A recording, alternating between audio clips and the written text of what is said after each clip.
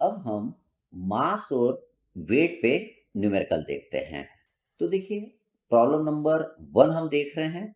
देखिए, इस प्रॉब्लम में कह रहा है a mass of liquid weighs 500 newton when exposed to earth's standard earth gravity. यहाँ पे जी की वैल्यू दिया है 9.806 मीटर पर सेकंड स्क्वायर। तो देखिए, वेट दिया हुआ अर्थ के ऊपर, वो क्या बोल रहा है, मास निकालिए।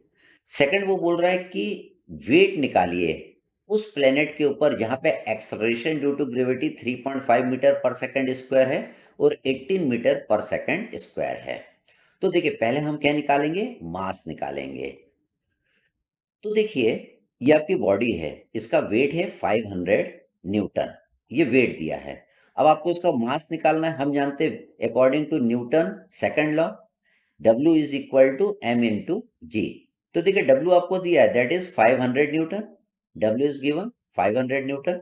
G की वैल्यू आपको क्वेश्चन में दिया है 9.806 मीटर पर सेकंड स्क्वायर। आपने G की वैल्यू यहाँ पे पुट कर दी तो M आ जाएगा, मास आ जाएगा। मास कितना आएगा, 50.99 केजी आपका आ जाएगा। अब मास आपने निकाल लिया। आप जानते हैं मास तो हमेशा फिक्स होता है। आपकी बॉडी अर्थ के ऊपर रहे, जुपिटर पे रहे, प्लूटो पे रहे या मून पे रहे, हर जगह इस बॉडी का मास इतना ही रहेगा। लेकिन एक्सेलरेशन ड्यू टू ग्रेविटी हर जगह चेंज हो जाती है। अब देखिए, हमको वेट निकालना है।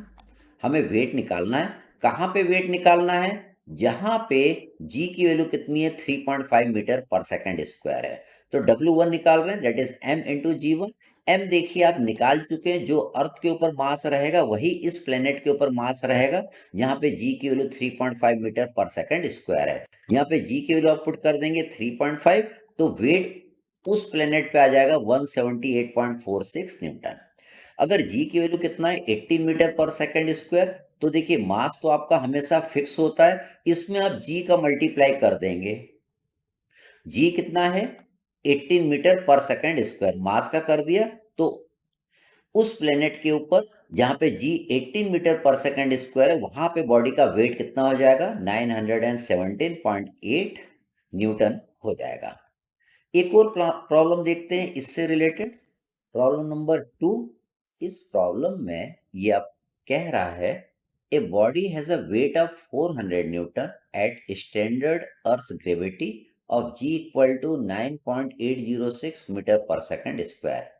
When a force of 800 Newton is applied to the body, what is the value of acceleration on the earth? अर्थ के ऊपर इसका एक्सेलरेशन कितना होगा जब बॉडी पे 800 न्यूटन का आप फोर्स लगा रहे हैं। और एक्सेलरेशन निकालना ऑन द मून, मून के ऊपर एक्सेलरेशन कितना होगा जब बॉडी पे 800 न्यूटन का आप फोर्स लगा रहे हैं। तो देखिए, हमें एक्सेलरेशन निकालना है। हम जानते हैं force is equal to mass into acceleration. Force is equal to mass into acceleration. अब एक्सेलरेशन इज इक्वल टू कितना हो जाएगा, that is force divided by mass. Force divided by mass.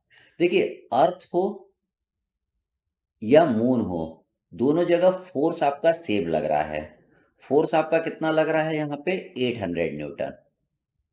800 Newton. और दोनों जगह मास सेम रहेगा। Mass body का जितना अर्थ के ऊपर रहेगा उतना ही मून के ऊपर रहेगा।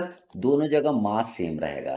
क्योंकि दोनों जगह फोर्स सेम लगा है, दोनों जगह मास सेम रहेगा, तो बॉडी का एक्सेलरेशन दोनों जगह क्या होगा, सेम होगा। ठीक, हम इसको करते हैं, हम लॉजिक समझ लिए हैं। तो देखिए, यहाँ पे आपको ये बॉडी अर्थ के ऊपर दी हुई है 400 न्यूटन का। अब इसका हमको क्या दिया है, वेट दिया हुआ है, हमें मास निकालना है। हम जानते हैं weight is equal to mg होता है, mass is equal to W/g होगा। W देखिए दिया हुआ है वेट अर्थ के ऊपर 400 न्यूटन, और g की वैल्यू अर्थ के ऊपर आपको दिया हुआ है, दैट इज 9.806 मीटर पर सेकंड स्क्वायर। तो देखिए, बॉडी का मास निकल के आ गया 40.719 केजी। तो मास, यही मास कहाँ पे रहेगा, अर्थ के ऊपर भी रहेगा, और यही मास आपका मून के ऊपर भी रहेगा। देखिए, दोनों जगह सेम फोर्स लग रहे हैं 800 न्यूटन के। अब दोनों जगह एक्सेलरेशन निकालना है। A is equal to F by M कर दिया। एफ बाई एम करेंगे तो दोनों जगह एक्सेलरेशन क्या आएगा, सेम आएगा। तो देखिए, मास हमेशा फिक्स रहता है, और वेट आपका हमेशा चेंज होता है, वेट आपका जी पे डिपेंड करता है। अब हम अगले लेक्चर में डेंसिटी और वेट डेंसिटी समझेंगे। Thank you.